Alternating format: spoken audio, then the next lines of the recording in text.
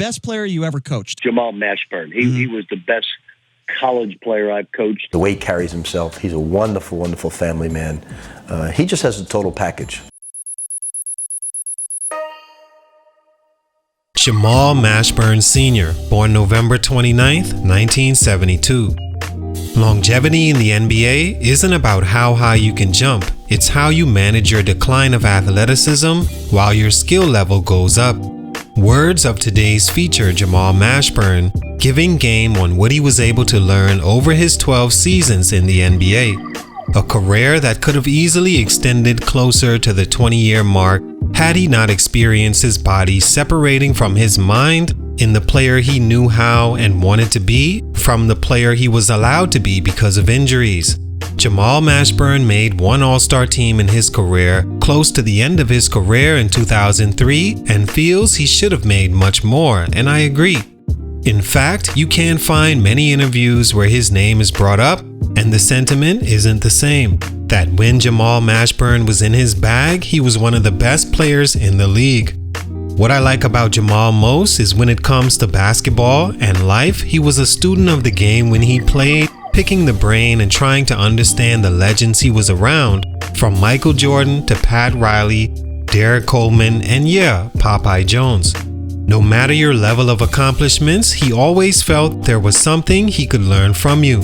His desire since a young age to not just be a one-dimensional person, only focused on hoop now and learn nothing along the way to fall back on, is admirable. He took his resources gathered over the years, learned and applied himself in business, specifically food, transportation, and real estate. Last time I checked, he was involved in over 100 businesses, and probably more now that he's invested in, continuing to expand his story beyond and long past his time in the NBA. On the court, Mashburn was one of my favorite wing players of all time. When you hear someone talk about pace of the game and having a pace to you as a player, look no further than Monster Mash. Smooth, crafty, big and broad. Pause. That was crazy. Ken, we trying to be serious. So excellent in the post when injuries forced him to change his game, and he was a killer. Competitive enough to go out with you the night before until 6 a.m. in the morning and then give you 50 the next day, like he did against the 94-95 Bulls November 12th. Hearing him speak about his journey with the Players Tribune's Q Rich and D Miles gave me an updated appreciation for not just his game, but the person he became after basketball, which for young hoopers offers a guidance I advocate and appreciate. Jamal Mashburn really could have been one of the best small forwards if not for these reasons. Let's talk about it. Salute to Highlight Boy 23 on IG for this request. It's your boy JC Stunted Growth. Let's get it, man. Take a minute to like, subscribe, and comment on who I should do next. Jamal Mashburn was a 6'8" small forward from the Bronx, New York that initially wanted to be a baseball player. He was cut from the team at a baseball tryout at 10 years old and made the decision to change sports and focus on basketball. Calls it his first major business decision. Jamal became a star in high school, winning Mr. Basketball for New York and expected to stay east and play for one of the top programs. He wanted a different path and decided on Kentucky and playing for Rick Pitino after the coach took him serious about wanting to grow into a businessman just as much as a player. At Kentucky, Mash hit the ground running, becoming one of the best players immediately. His sophomore year showed he could be special, shooting 43% from 3 and averaging 21 points a game, a 9-point increase, and led his team to the East Regional Final after sanctions left them out his freshman year.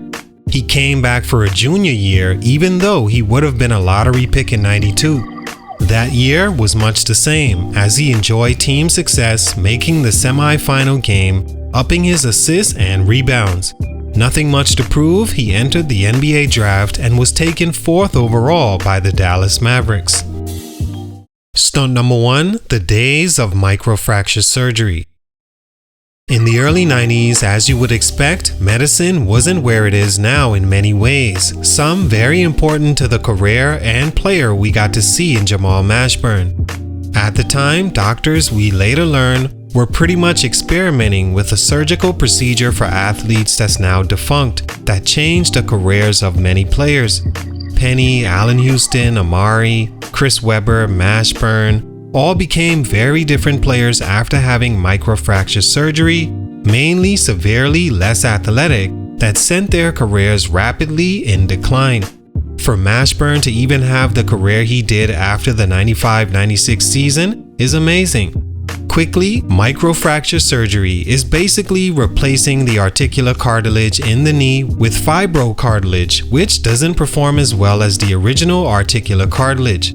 Then holes are drilled into the knee, which they thought healed to form new tissue, but was learned to be a mistake that further weakened the knee, and is why players that had this surgery before 2019 all seem less explosive and athletic. Jamal Mashburn injured his knee during the 95-96 NBA season. Before that, his first 2 years were amazing. First off, he was completely robbed and should have won Rookie of the Year in '94, and would have had it not been for his team winning just 13 games and Webber's a 50-win team. Year 2, he averaged a career-high 24 points playing in 80 games. He was on his way for sure to be a perennial all-star if only his Maverick team could win a bit more. But in year 3, he only plays 18 games and goes down with a knee injury. The team wanted to naturally rehab him, but their doctors advised he try arthroscopic knee surgery, and it changed his career. Although he's one of the more successful stories of the surgery in basketball, imagine what he would have been. He never got back to that 24 points a game plateau in his career and dealt with a bad knee from there on out. Add to that, doctors didn't understand rehab at the time and actually made jokes about it being for older people, so didn't push a serious rehab on players in those days, and the players suffered the consequence. Stunt number 2, not staying with Dallas longer. In his own words, Mashburn agrees that maybe he should have stayed in Dallas and waited out the down years a bit longer to play with Jim Jackson, Jason Kidd, and his guy, Popeye Jones. In 96-97, Jamal Mashburn forced his way out of Dallas by requesting a trade because of the Mavericks hiring coach Jim Clemens, who wanted to implement the triangle offense, one Jamal didn't feel or see himself fitting in. He went to Frank Zaccanelli, a minority owner he built a relationship with, and discussed the possibility of him moving on from them wanting that offense and to feature newly acquired Michael Finley. It came down to 2 teams Mashburn asked to be traded to, the Pacers and Larry Brown, or the Miami Heat and Pat Riley, who are known for their rehab program and structure and discipline-oriented system. In Miami, Mashburn had to take a lesser role, plus was just coming off microfracture surgery, so wasn't the same player for the next 4 years of his career while he got stronger in the knee and dealt with the Heat's slow-down play style. He was still productive and dealt with the Heat's slowed-down play style. He was still productive, but wasn't getting nearly the shot attempts he was in Dallas and would have gotten, seeing as he was familiar with Jason Kidd and Jim Jackson, and Coach Clemens wouldn't last very long anyway. He learned to be a real professional from Pat Riley and his time in the Heat's military-like system, and the difference from playing in a losing culture of complaining and pointing fingers to a winning one that holds each other accountable and keeps everything in the open. But it was a down 4 to 5 years production-wise for Jamal Mashburn, and was the second example his career wouldn't become as expected. Stunt number 3, losing Paul Silas. Lastly, at the point in his career where he already played for 3 different teams, learned the NBA and what works for him, not to mention a serious knee injury that needs everything specifically fit to him to get the most out of, losing Coach Paul Silas and the hiring of Tim Floyd the year after he made the All-Star team and led his team to 47 wins was crucial. In a different offense and asked to be in positions like running the break more and a faster pace caused Mashburn to re-aggravate his knee and only last 19 games. In those 19 games, he averaged 20 points and 6 rebounds, but missed the rest of the season and playoffs as his new team lost to his old one in Game 7. With all sorts of knee troubles and not being able to get out there and perform without pain, he sat out the 04-05 season and was traded to the Sixers in 2005 and never played a game for them. They waived him in 2006 because of the chronic knee issues, and he retired that same year officially. Moving on to life after basketball, Mashburn invested in over 100 businesses from restaurants to car dealerships and real estate.